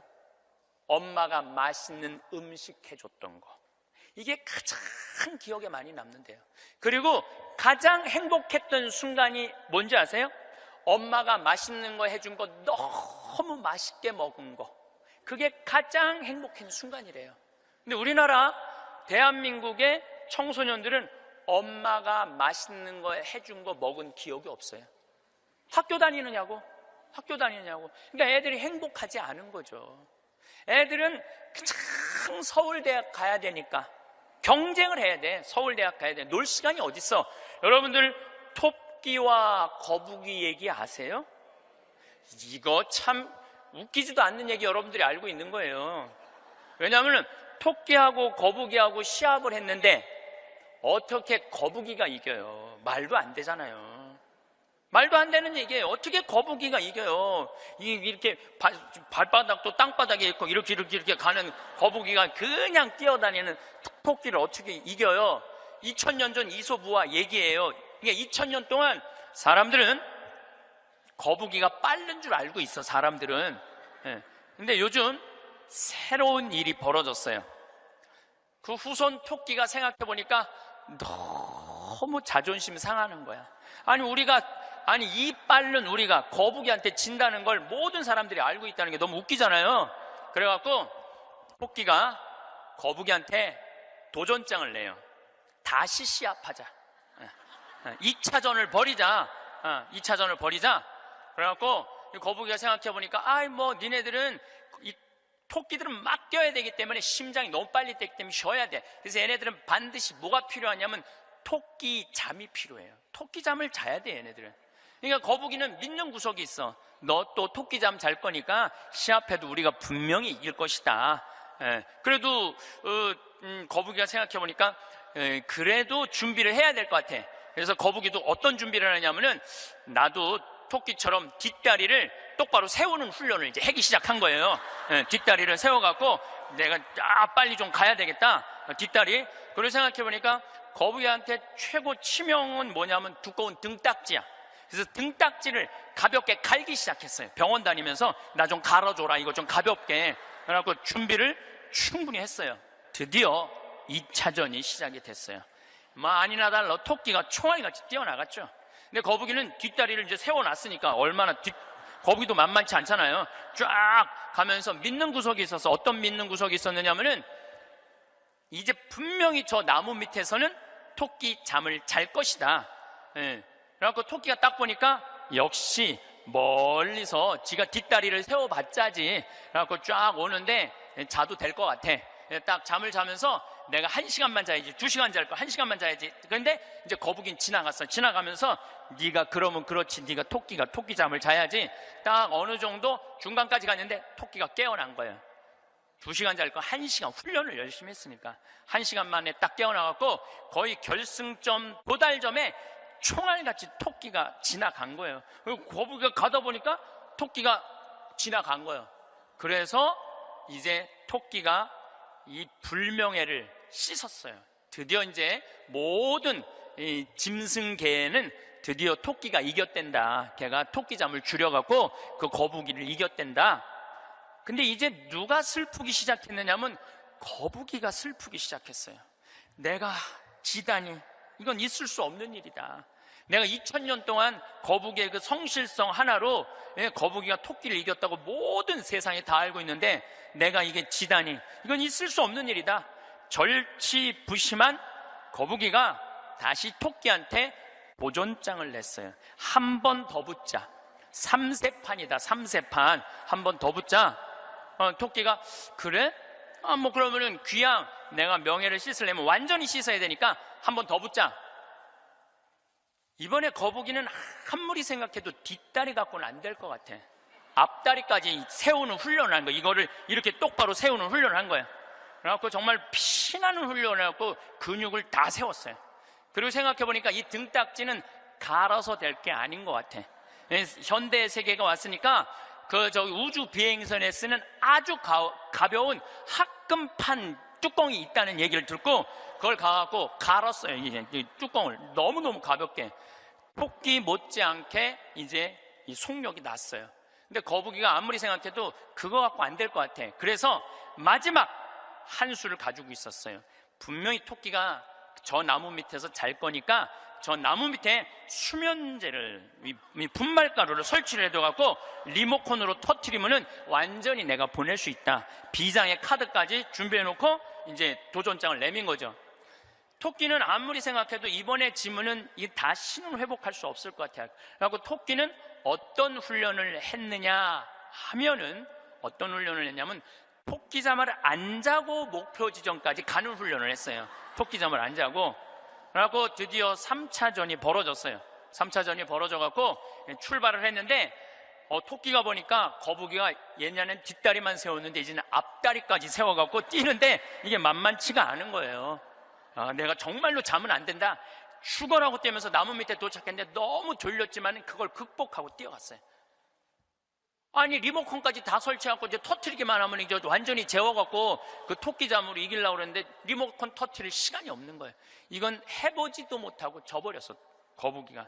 그러니까 거북이가 뭐가 왔느냐면 우울증이 왔어요. 우울증이. 야, 내가 저 토끼한테는 정말로 어떻게 해볼 도리가 없단 말인가. 너무 우울증이 슬퍼갖고 이제 자살까지 생각을 했어요. 근데 할아버지가 그 손자 거북이를 보고 이런 말을 해요. 거북아, 손자야, 슬퍼하지 말아라. 너 토끼가 몇 년 사는 줄 아냐? 잘 모르는데요. 토끼는 그렇게 죽어라 하고 뛰기 때문에 토끼 수명은 7년이다. 7년. 근데 우리 거북이들은 수명이 얼마인 줄 아냐? 우리 거북이들은 할아버지가 지금 몇 살이에요?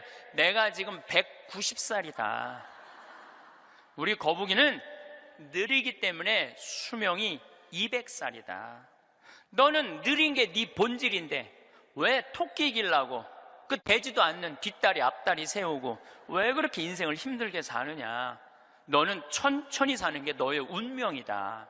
그 생각을 해보니까 가만히 생각해 되지도 않는 시합을 2000년 동안 한 자기 거북이하고 토끼, 그게 웃긴 거예요. 그래서 이 거북이는 천천히 다니고 자기의 그 본성에 따라 사니까 사는 게 너무너무 즐거워요. 그러니까 느린 게 빠른 것보다 훨씬 좋구나. 빠르면 7년밖에 못 사는데 느리니까 200년을 사니까 아무리 토끼가 빠르면 왜 빨리 죽는데. 그런데 지금 대한민국은 우리 자녀들을 거북이로 안 키우고 뭘로 키우냐면 토끼로 키우고 있어요. 토끼로 7년밖에 안 살릴 생각을 하고 토끼로 키우고 있어요. 그렇게 가장 큰 희생자가 된 사람이 누구냐면은 사도세자예요. 여러분도 사도세자 얘기 알죠? 네, 사도세자가 언제 죽었느냐면 1762년 이모년에 5월 13일 날 뒤주에 들어가고 5월 22일 날 죽었어요. 8일 동안 있다가. 그런데 이 사도세자는 아버지가 영조인데 아버지의 첫째 아들이 효장세자가 있었는데 9살에 죽어요. 9살에 죽다가 40이 넘어서 아들 하나를 얻어요. 이게 바로 이선, 정조는 이산, 정조의 아버지인 사도세자의 진짜 이름은 이선이에요. 사도세자는 죽고 난 다음에 영조가 불러준 이름은 슬픔을 생각해라, 생각살자, 슬플 도자, 그래갖고 사도세자고 진짜 이름은 이선이에요. 그러니까 40이 넘어서 아들을 하나 얻었으니까 효장세자가 죽고 난 다음에 너무너무 슬펐는데 이 영조는 이 아들이 너무너무 귀했던 거야. 그래갖고 2살에 사도세자 책봉을 해요. 근데 얘가 얼마나 똑똑했느냐 하면은 2살 때 왕자라는 한자를 보고 아버지가 이게 무슨 자냐 그러면 아버지를 가르쳤어요. 이게 아버지 자다. 왕자를 보고 세자짜리를 보고 이거는 무슨 자냐, 이건 나다. 2살짜리가 5살 때 효경을 줄줄줄줄 외워요. 영조라는 임금은 공부하기 너무너무 좋아했던 임금이거든요. 그러니까 이게 진짜 똑똑한 놈 만들어 보겠다고, 똑똑한 놈 만들어 보겠다고 선생을 몇 명을 들이냐면 20명을 들여요. 그래갖고 아침, 점심, 저녁으로 가르치는 거야. 계속 가르치는 거야. 그리고 이제 시험을 아버지가 나와서 보는 거예요. 너 사서삼경에 이게 무슨 뜻이냐? 그러면 20명이 둘러있고 5살, 6살짜리가 까먹을 수도 있잖아요. 그러면 대답을 못하면은요, 영조가 눈을 부라리면서 이놈 그것도 모르느냐고. 근데 세자는 때릴 수가 없었어요. 누구를 때리냐면 세자를 업고 다니는 내시를 때리는 거예요. 대신 맞는 거예요. 그러니까 여러분도 어린아이가 생각을 해봐요. 내가 문제 하나 못 맞히면은 저 내시들이 두들겨 맞으니 얼마나 이 스트레스를 많이 받아요. 그런데 7살, 10살 때는 칼싸움 하는 거 좋아하잖아요. 저도 어렸을 때 맨날 산에 가고 나무 잘라갖고 맨날 칼싸움 해갖고 여기 맨날 여기 찢어지고 그랬던 기억나요. 이 선은 상궁들하고 칼싸움을 해요. 그걸 본 영조는요, 이 상궁들을 때려 죽여요. 때려 죽여요, 그냥. 그걸 보고 이 사도세자는 너무너무 무서웠던 거야, 아버지가. 그런데 딱 12살이 되면서 사도세자는 공부하기가 싫어요. 그래서 이때부터 책만 보면 머리가 지끈지끈 아픈 거예요. 그러니까 조기 교육의 최고의 희생자는 누구냐면은 사도세자예요. 그러니까 아버지는 공부를 가르치는데 아들은 공부하기가 싫은 거야. 그리고 얘가 키가 엄청나게 커요. 사도세자가 뭐 세자 그래갖고 나만큼 조그만 줄 아는데 키가 1m 막 80대고 청룡도를 휘두를 정도로 힘이 좋았다는 거. 관우가 휘두른 청룡도를 휘두르고 그랬다는 거예요. 말도 잘 타고 화살도 잘 쏘고. 근데 아버지는 그게 너무너무 싫었던 거야. 그렇게 하는 게. 그래서 아버지하고 점점 갈등을 일으키면서 광증에 시달려요. 미쳐갖고 나중에는 마지막에 자기가 데리고 있었던 뭐 시종들 100명을 죽여요. 마음에 안 들면 칼로 쳐 죽이는 거예요. 나중에 무당하고도 살고 뭐 비구니 스님하고도 살고 도저히 아버지가 컨트롤할 수 없을 정도로. 엄마도 해경궁 홍씨도 자기 남편을 컨트롤할 수 없어요. 그래서 결국은 죽일 수밖에 없었던 거예요. 이게 사도세자의 슬픔이에요. 이게 조기교육의 희생자예요. 조기교육의 희생자. 그런데 이 사도세자도 내가 보기엔 딱 7년 만에 돌은 거야. 토끼처럼 7년 만에 돌은 거예요. 근데 여러분들도 초등학교 1학년 때부터 애들 어떻게 해요? 영조가 20명 선생 된 거나 여러분들이 학원 애들 10개, 12개 보내는 거나 다를 바 하나도 없어요. 애들 미치게 만드는 거예요. 그러면은 언제까지가 애들이 엄마가 시키는 대로 따라하느냐면 중학교 1학년 때까지는 딱 시켜요. 해요. 근데 딱 그 7년이 지나고 나면 애들 눈빛이 쫙 꺾어지기 시작해요. 네. 중학교 2학년만 되면은 눈빛이 싹 돌아가기 시작해요. 돌아가기 시작하면 그때부터 애들은 미치는 거예요. 근데 여러분들 이게 웃을 일이 아니에요. 그 미치는 애들이요 한둘이 아니에요. 참 많아요. 그럼 이때부터는 엄마도 컨트롤이 안 되는 거예요. 아버지도 컨트롤이 안 되는 거예요. 그 얘는 행복했던 순간이 하나도 없었던 거야. 행복했던 순간이 없기 때문에 이때부터는 엄마한테 소리 지르고 물건 던지고 심지어는 엄마를 때리는 아이들도 참 많습니다. 이 엄마들은 어디 가서 얘기도 못해요. 얘기도 못해. 중학교 2학년, 3학년 되는 애한테 맞는다. 자식이 무서워서 벌벌 떠는 부모들이 참 많습니다. 그럼 얘가 미치게 만드는 장본인이 누구예요? 엄마들이에요. 엄마들이 얘를 미치게 만드는 거예요. 미쳐갖고 이제 애가 이렇게 뛰고 저렇게 뛰면 나한테 데리고 와요. 그러면 얘네들 눈빛이 싹 돌아간 걸 내가 봐요. 그럼 상담을 해보잖아요. 그럼 걔네들이 나한테 하는 얘기가 자기는 초등학교 때 자기 자유시간이 하나도 없었다는 거예요. 자유시간 하나도 없이 엄마가 이 학원 가라면 저 학원 가고 저 학원 가고 저학원 가고 그래서 자기 미치겠다는 거예요. 막 속에서 불이 일어난다는 불. 이 사도세자가 뭐라 하냐면 자기 속에서는 울화증이 일어났다. 울화증이. 만약에 영조가 사도세자가 그렇게 무기신식이라는 무에서도 편해요. 사도세자가 그만큼 똑똑한 사람이었고 만약에 영조가 이 아들을 정말로 청룡도도 마음대로 하게 하고 창, 활, 말 다 잘 탔거든요. 그렇게 키웠다면 우리나라는 광개토왕 대왕만큼 훌륭한 군주, 강력한 군주를 18세기에 모실 수 있었을 거야. 사도세자가 죽고 난 다음에 정조가 임금이 됐잖아요. 권력 기반이 취약했어요. 그 다음에 정조가 1800년에 죽고 순조, 헌종, 철종, 고종 다 7살, 10살, 18살, 17살짜리들이 왕 되면서 조선은 끝난 거예요. 여러분들도 지금 가만히 생각해봐요. 지금 내가 하나 둘 가지고 있는 애 공부 그렇게 시켜갖고 미쳤어. 그렇게 미쳤어? 그러면요 그 집안은요 나중으로도 희망이 없는 집안이에요. 그리고 참 고치기 힘든 병이 뭔지 아세요? 정신병이에요. 제가 수많은 사람들을 만나면서 수많은 아이들을 만나면서 가장 고치기 힘든 병이 정신병이에요. 우울증이라든가 조울증이라든가 이렇게 걸린 사람들은 평생 병원에 들락날락하고 평생 약 먹다가 결국은 그렇게 죽는 거예요. 근데 자기 자식을 뒤주에 가둬서 죽이지는 않지만 여기 있는 분들 중에 뒤주에 가둬서 죽일 사람은 없지만은 그렇게 미치게 만드는 부모들이 참 많다는 거예요. 미치게 만드는 거예요. 그놈의 1등 병 때문에. 여러분들 초등학교 때 막 뛰어노는 애 중에 미치는 애들은 없어요. 초등학교 때 막 엄마 아빠랑 같이 뛰어놀고 들로 산으로 뭐 친구들하고 어울리고 엄마 아빠하고 먹고 마시고 논 아이들 중에 미치는 애들은 없어요. 어떤 애들이 미치냐면 되지도 않는, 머리 돌아가지도 않는 책상에서, 학원에서 시달리면서 미치는 애들이 많은 거죠. 거북이가 등딱지 합금으로 바꾸듯이 자식 영어 발음 좋게 한다고 혀 이렇게 늘리는 수술하고, 초등학생들한테 10개씩 학원 다니게 하는 일이 자식 미치게 만드는 일이에요. 이렇게 얘기해요. 엄마, 나 왜 이렇게 공부해야 돼? 너 1살서부터 30살 때까지 열심히 공부해서 나중에 행복하게 하려고 그래. 나중에 행복한 건 없어요. 행복하려면 언제 행복해야 돼? 지금 행복해야 돼요.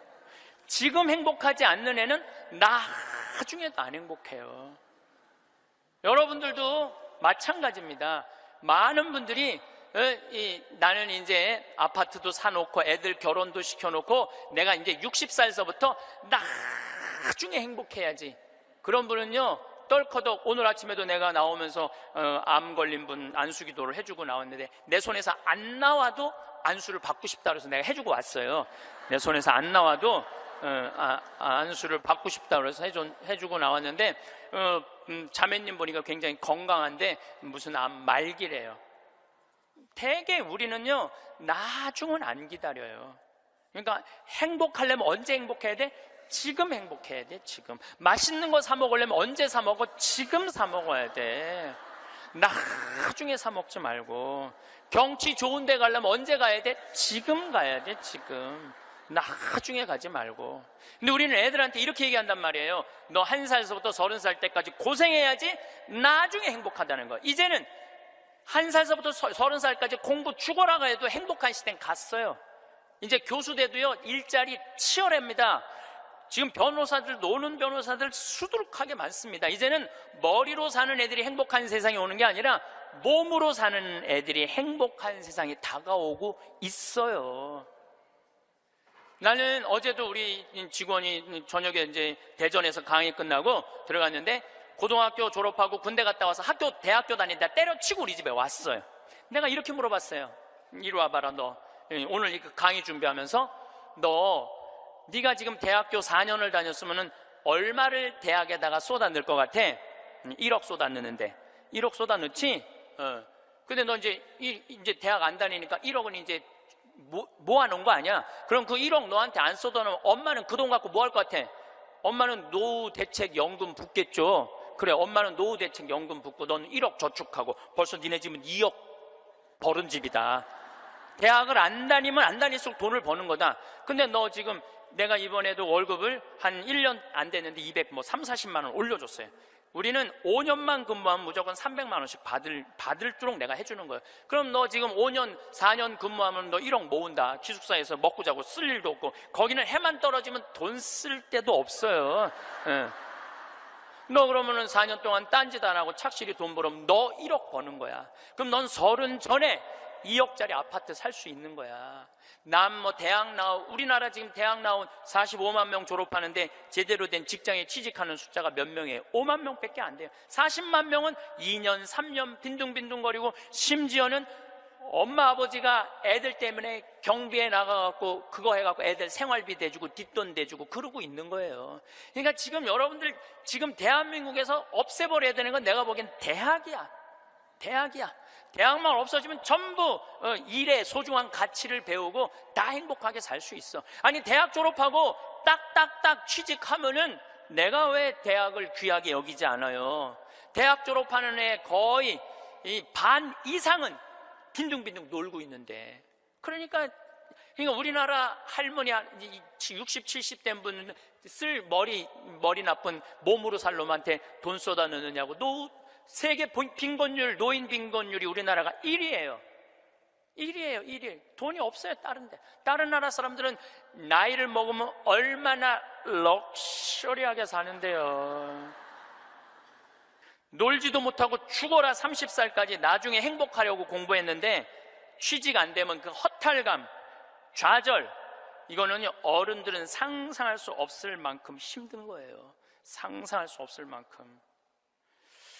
한 3달 전에 아주 이쁘장한 여자아이가 저를 찾아왔어요. 공부도 굉장히 잘하는 아이예요. 공무원 시험을 보는데 계속 3번인가 4번 떨어진 거예요. 너무너무 좌절감, 우울증에 시달려 있는 아이예요. 예. 그래서 날 찾아왔어요. 그래서 내가 얘기했어요. 꼭 공무원을 해야 되냐? 꼭 좋은 회사를 가야 되냐? 그냥 내가 즐겁게 일하고 그냥 행복하게 살면 되지 왜 그 힘든 목표를 세워놓고 계속 좌절감을 느끼느냐? 넌 좀 오늘을 좀 행복하게 살아라. 근데 이 친구가 며칠 전에 저한테 메시지 했어요. 신부님, 저 취직했어요. 너무너무 행복해요.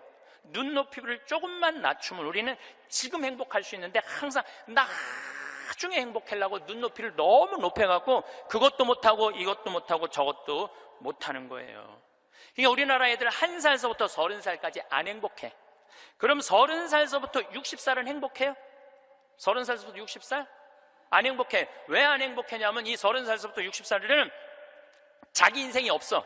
왜냐면 1살서부터 30살 된 자식들 뒷바라지 않느냐고 자기 인생이 없는 거야.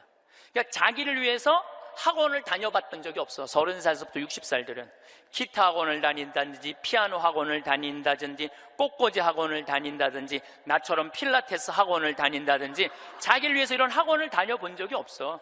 자기 인생이 없어. 오로지 자식 뒷바라지 않느냐고. 그래서 헬리콥터 맘이라고 그러잖아요. 자식 뒤 뺑글뺑글 따라다니는 거야. 초등학교 유치원 따라다녀, 초등학교 따라다녀, 중고등학교 따라다녀, 심지어는 대학까지 따라다닌다는 거예요. 그래갖고 커리큘럼 수업 과정 짜주군 엄마들 많아. 그리고 학점이 조금 나오면 교수한테 가서 따진다는 거. 우리 애 학점이 왜 요것밖에 안 주느냐고. 나중에 취직하려면 학점이 높아야 되는데. 군대도 뺑글뺑글한데요. 요즘 카카오톡이 돼갖고 엄마들이 애들 군대 생활을 볼 수 있대요. 그럼 애가 좀만 얼굴이 이상하면은 그 상사한테 그런대요. 왜 우리 애 얼굴이 이러느냐, 뭐가 문제가 있느냐.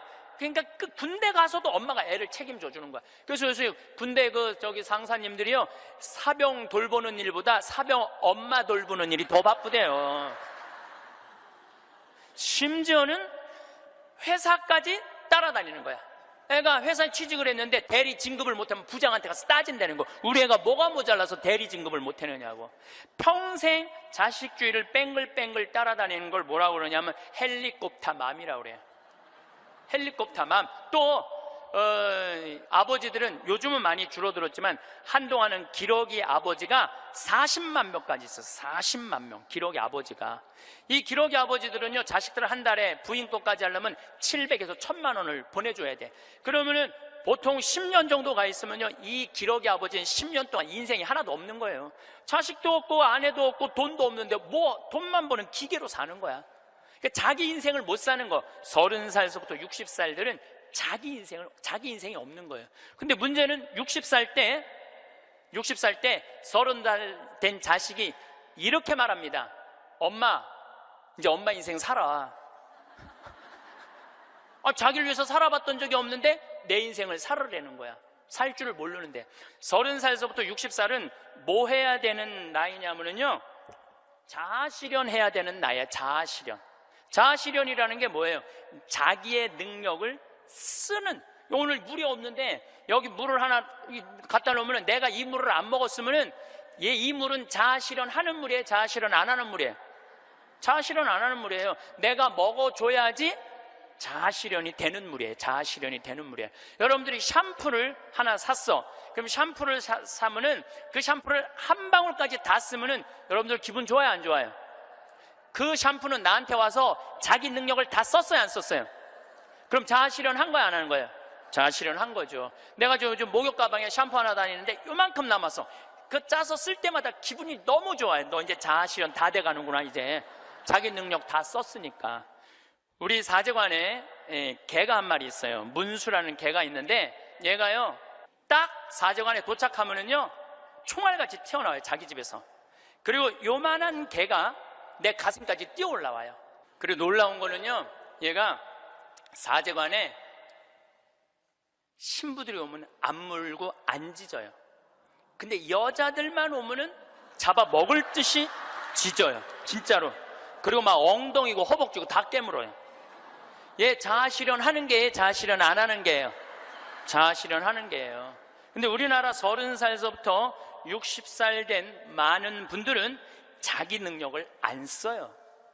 자기 능력을 안 쓰고 자식만을 위해서 살아요.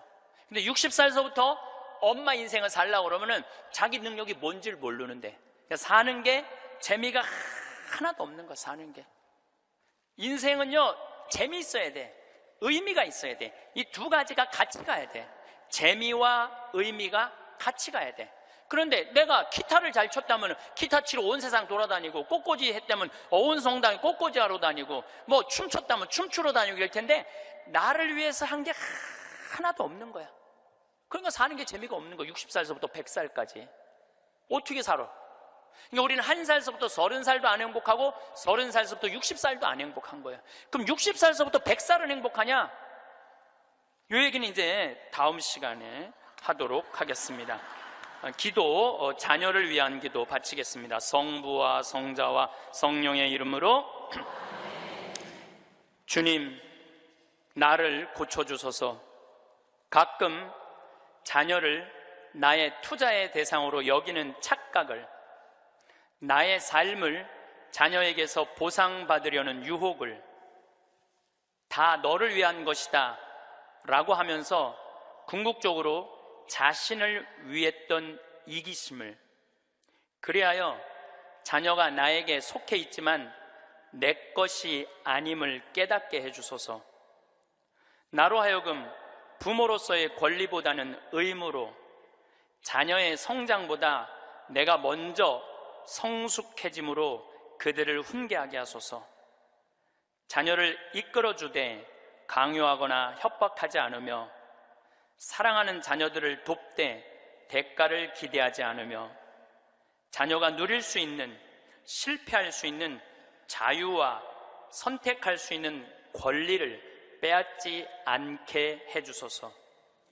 자녀의 슬픔과 기쁨을 가볍게 취급하지 않으며, 자녀의 성공과 실패를 과소평가하지 않고, 자녀의 하찮은 질문에 진지하게 대답하게 하시고, 사소한 행동 방식도 존중함으로 존경받는 어른이 되게 해주소서. 그래서 유명한 사람으로가 아니라 유능한 사람으로, 인류의 사람으로가 아니라 유일한 사람으로 우리의 자녀들이 자라가게 해 주소서. 성부와 성자와 성령의 이름으로 아멘. 네, 감사합니다.